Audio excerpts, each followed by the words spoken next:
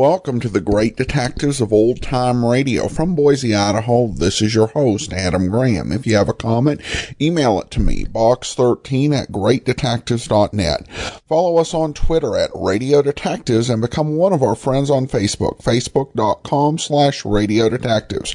Remember, as you make your travel plans for the holiday season, go to JohnnyDollarAir.com first. JohnnyDollarAir.com is a Priceline affiliate, so you get all the benefits of going through Priceline.com, such as naming your own price on hotels, rental cars, airline tickets, and even more. Just remember to check out JohnnyDollarAir.com. Now it's time for today's episode of yours truly, Johnny Dollar. The original air date, December the 6th, 1959.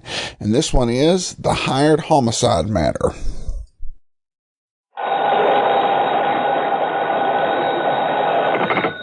Johnny Dollar. The Milford Advertising Agency in Denver, Colorado, Mr. Dollar. Advertising Agency? Mr. Horace W. Milford would like to speak with you. Hold on, please. Hello, Dollar. That's right, Mr. Milford.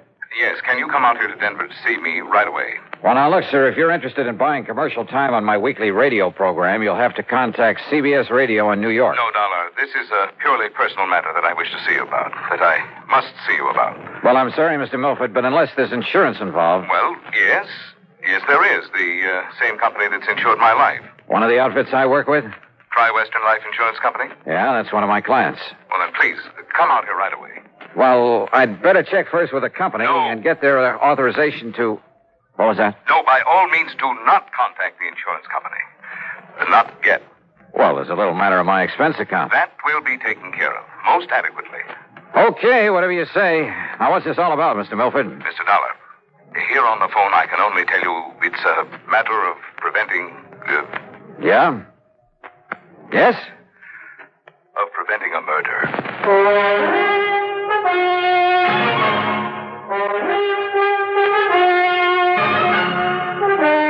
CBS Radio brings you Bob Bailey in the exciting adventures of the man with the action-packed expense account, America's fabulous freelance insurance investigator. Yours truly, Johnny Dollar. And now, Act One of yours truly, Johnny Dollar.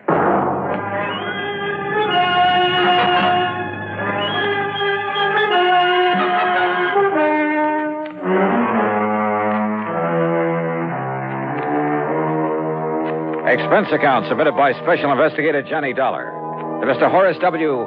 No, to the Tri-Western Life Insurance Company. You'll see why later on.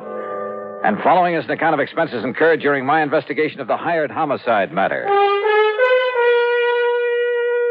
Expense account item 1, $77 plane fare. The big mainliner took off from Bradley Field in Hartford at 8:25 p.m. and set me down at Stapleton Field in Denver at the ungodly hour of 3:35 a.m. Item 2, $5 for a cab into the Brown Palace Hotel, where I added some sleep to the few hours I'd had aboard the plane. Breakfast was item 3, $1.50. And then I walked over to the office of the Milford Advertising Agency on California Street. Horace W. Milford was tall, gray-haired, and with a very dignified bearing. He got to the point immediately, and yet in a kind of roundabout way. Mr. Dollar, I must emphasize that this whole thing must be completely confidential. Oh? Well, now that depends. I will pay you well, very well. You sound as though there might be something illegal about whatever it is you want me to do. I can only hope that you can prevent something illegal from happening, something terribly wrong. You mentioned murder. I said prevent a murder. Whose, Mr. Milford? Yours? I'll be as brief as possible, Mr. Dollar. Time is of the essence. But first, you must know some background. Right ahead, sir. Since my wife passed away some years ago, this advertising business and my daughter Claire have been my sole interests in life. How old is Claire? She was 27 on her last... now listen, please. I'm listening. I built this business by myself. Until 2 years ago, I made all the client contacts, planned the campaigns, wrote the copy. I bought the space and radio time, everything. And then Tony came along. Tony? Anthony Ferringer. He's my son-in-law. And he works for you, Mr. Milford? Out of pity for a young man who seemed to be struggling to make his way in the world, I gave him a job. Oh. And then by way of repaying me, I thought, he brought the Bonar Electronics account to this office. Bonar Electronics Corporation. Yeah, I've heard of them. Pretty big outfit, I understand. It means annual billings of some $2 million to us. Well, that's a sizable advertising account. Now, the point is, Well, he told me later that his means of getting it were somewhat unorthodox. Unethical is a better word. No, how do you mean? He told me that he had something on officers of the Bonar organization, that he threatened exposure and ruinous scandal if he weren't permitted to handle their advertising here. Well, now that doesn't seem possible with a big But company. thanks largely to my own efforts and ideas, we have established them as one of the most important companies in their field. Don't ever underestimate the value of advertising, huh? Yes, to the public as well as to the company. Yeah. Well, now, Mr. Once Milford... I took over the account, young Tony was content to sit around, collect his salary and a big commission and do nothing. Nothing, that is, but constantly remind me that he had brought the business here. I see. But, Now- Mr. Dollar, were the account suddenly to go to some other agency, it would ruin me. Oh, how so? Buying this building, setting up the organization adequately to service such an account cost me everything I had. I'm not a young man anymore. Well, is somebody else gunning for Bonar Electronics? Oh, far worse than that. Mr. Dollar. Now, wait a minute, please. I'm afraid we've got far away from the subject of murder that you talked Mr. Dollar, about. far worse than his simply falling down on the job is the fact that Tony Ferringer, against my will, mind you, because I knew him well enough not to trust him, courted and eloped with my daughter. Well, now, and Mr. it Milford- wasn't because he loved her, believe me. It was only a further step in a plan to get his hands on this advertising business of mine. You're sure of that? He had the nerve, the audacity to say so himself. I can see him now, sitting right there where you are, with a smirk on his face, blandly telling me that now that he'd lost her, he'd have to resort to other tactics. Oh, wait a minute. That he'd have to take this important account away from me by opening his own agency, and that I couldn't stop him. Wait a minute, please. You said lost her. What did you mean by that? Because of his duplicity, what he'd done to me, because of the miserable way he treated and tortured her. Claire, my daughter, my only child. Claire took her own life. Oh, I'm sorry. Oh, the shock of it almost killed me, Dollar.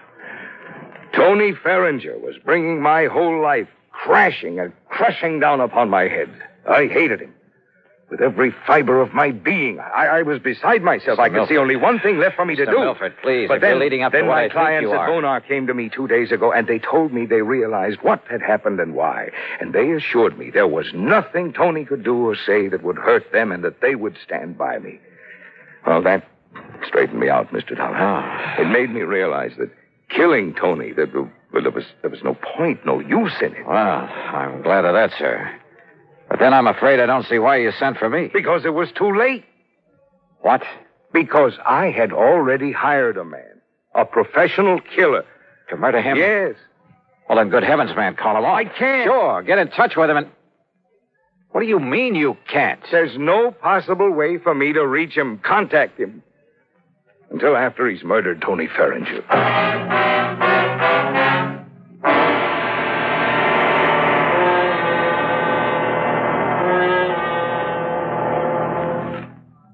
And now, Act Two of yours truly, Johnny Dollar, and the hired homicide matter.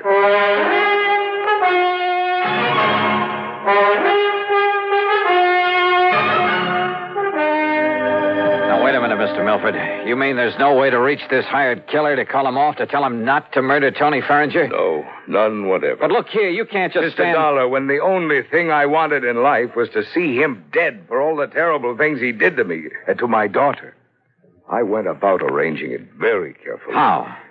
By means I don't need to go into here, I finally established a contact in the underworld here in Denver. Sort of a stool pigeon, I suppose you'd call him. A man named Eric Blinker. Yeah? For a price, Blinker had the killer contact me at my home. Do you know the name of this killer? Well, he only told me that if he felt it necessary to phone me or to contact me in any way before the job was done, he would identify himself as Blackie. Oh, great. Then the only thing you can do is contact this Eric Blinker again. No. Tell him to call off Blackie. Have Blackie get in touch with you. No, Mr. What do you Dollar. mean, no? Eric Blinker's body was found floating down the Platte River yesterday afternoon, just before I called you. Oh, but don't you see, Mr. Dollar?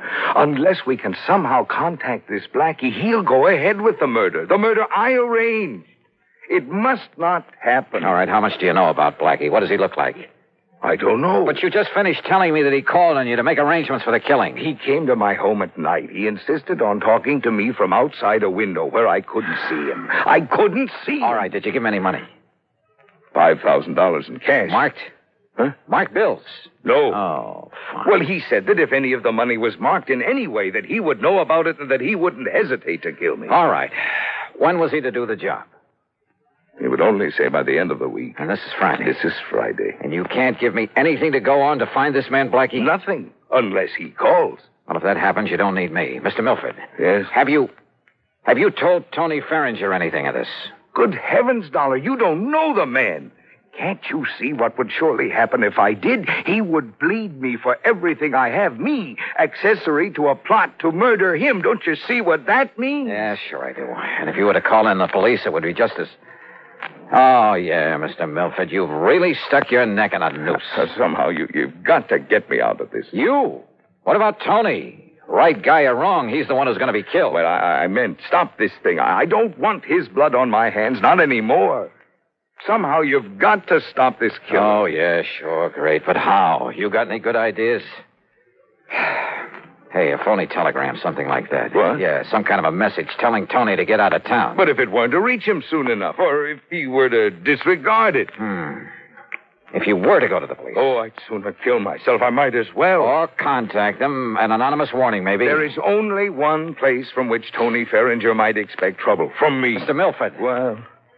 Oh, I don't know. So help me, I don't know. I'm not even sure you deserve help after what you've done. I beg you, Mr. Dollar. Hey, you told me on the phone there's insurance involved in all this. Well, when he first came with me, Tony had his life insured. He named some distant relative as the beneficiary. Through Tri-Western Life? Yes. But he didn't even name Claire in it when he married her. Yeah, well, that's beside the point now. Do you have an idea, Mr. Dollar? Is some way... No. I was just thinking it's not only your neck I've got to look out for now, but I got to keep the insurance company from having to pay off on Tony. Well, you could watch over him. Oh, yeah, sure. Sit on his lap for 24 hours a day without his knowing it? Where is he now? I don't know. Where does he live? Well, then you will watch over him. We'll see. Scribble down his address and phone number for him. Oh, yes, of course. He lives at 425. Now, what does he look like? About the same height and weight that you are. Here. Very good. 425. But his hair and complexion are somewhat different. Tony! That's right, Papa. And who are you, mister? I take it you're Tony Ferringer. That's right. Oh, Tony. Oh, listen, you old fool. I just found out you spoiled my chances of starting my own agency. That you conned Bonar Electronics into staying with you. No, it's because you lied to me about the way you got us that account. Oh, but so Tony, you finally caught on. Tony, will you listen to me? You listen to me. I'm not going to let you get away with this. Please, Tony. Or maybe you will. Maybe I can't stop you. But believe me, you're going to pay me plenty. Tony, will you How? please Why? listen I haven't to me? figured that out yet. But you'll pay me, Papa. Just remember that. Wait. Oh, dear. I don't know. I don't know what to do. Just keep your shirt on, Mr. Milford. Yeah. What? Yeah. And wish me luck.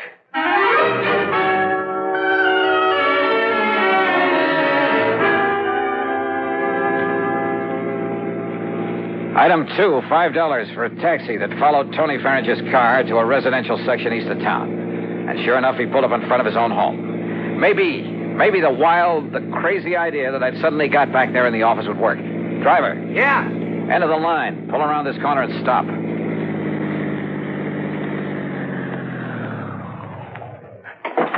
All right, here's a 5-spot. Stick around for a while. Instead of walking up to Tony's front door, I sneaked around to the back, half hidden by a hedge at the side. I hoped that none of the neighbors would see me, raise a fuss, or report me as a prowler. I rang the buzzer at the back door, then stood aside, flat against the wall, so that whoever opened it wouldn't see me. I hoped. Yes? Yes? Hello, somebody ring this door buzzer? Yeah! And now, if the rest of this wild plan works out, in you go, Tony.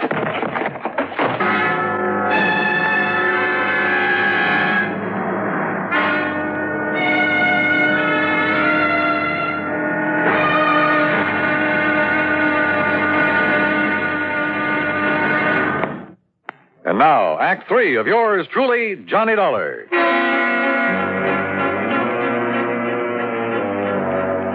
After wasting some fine Scotch whiskey pouring it on Tony Ferringer's clothes, Well, item 3 was another 5 to the cabbie for helping me haul my apparently drunken friend to a cheap rooming house over on the other side of town.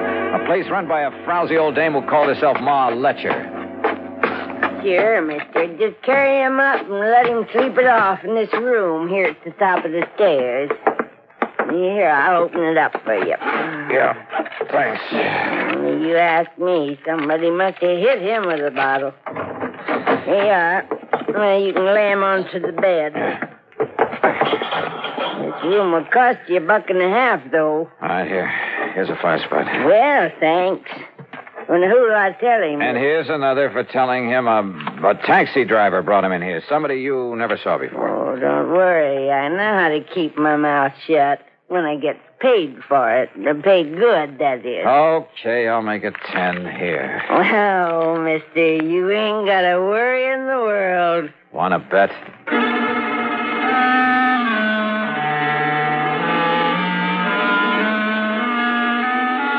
Item 4, $1.10 for another cab back to Tony Ferringer's house. Again, hoping none of the neighbors would see me, I let myself in the back door with a key I'd taken out of his pocket. I figured all I could do now was sit around and wait until the killer showed up. But as I walked through the doorway into the living room... Just hold it. And don't turn around, mister. Hands up high. Blackie? That's right, Blackie. Well, carrying a gun, huh? No, don't turn around. Just walk over to that bench now and sit down. The piano bench. There, in front of you. Now, look, if you think I'm Tony Ferringer... Sit down. Now, keep facing that way. Well, I suppose I haven't got much choice. I know you're not Tony, but you know who I am. That means you know what I was hired for. That means you know too much. All right, now listen, Blackie. Face front. I was afraid Eric Blinker might talk, but I didn't dump him in the river soon enough. And listen. I'm listening. You think I won't get Tony? Well, you're wrong. I saw you take him into that crummy rooming house. I saw what you did to him, too. He won't be moving out of there for a while. That means I have plenty of time. Hey, Blackie, so, listen. mister, I hate to do a killing without getting paid for it. But as long as you know so much, well, I'm afraid you don't give me much choice, do you? Are you talking for your own amusement? I'm giving you a chance to say your prayers, if you still know how. Hey, Blackie, look, Face we can... front. Well, what difference does it make? What? If I should see you, I mean. If you're going to kill me... Let's just say I prefer it this way. Are you ready? Are you kidding? You think you're going to get away with this? I'm absolutely sure of it. And I asked you, Do you think I'd come here looking for you without taking precautions? I think you've said enough. Now, do you feel this gun in the back of your head? I could tell by his voice that he stood directly behind me. I put my right heel tightly against the leg of the piano bench. And then as I felt the cold muzzle of his gun against the back of my head, I suddenly dropped to the floor, kicking the bench against his legs.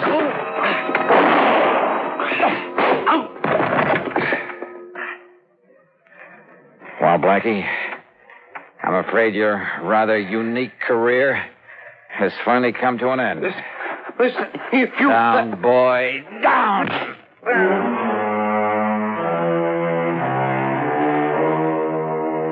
Nailing Blackie for the murder of Eric Stuley made it easy for me to keep Mr. Milford out of the picture completely. Nor did Blackie talk. Some code in the underworld, I guess. As for the expense account, well, in view of the fee that was handed to me, you can forget it. Tony Ferringer, incidentally, never did quite know what happened to him. Now, will somebody please give me a nice, clean case to work on? Yours truly, Johnny Dollar.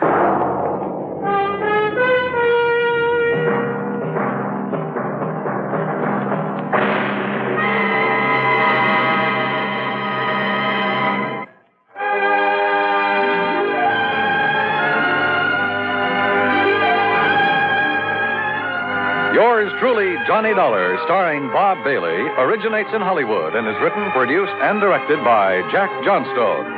Heard in our cast were Virginia Gregg, Marvin Miller, Lawrence Dobkin, and Russell Thorson.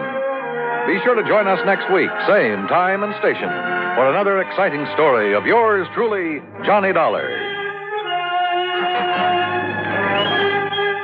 This is Dan Cumberly speaking.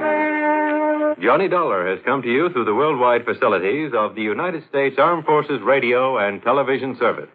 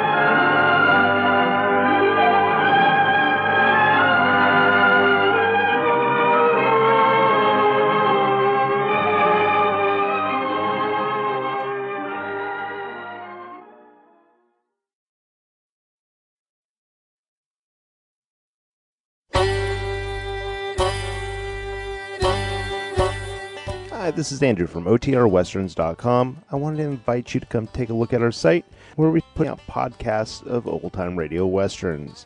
Check us out at OTRWesterns.com. You're listening to The Great Detectives of Old Time Radio with Adam Graham. Now let's get back into the show.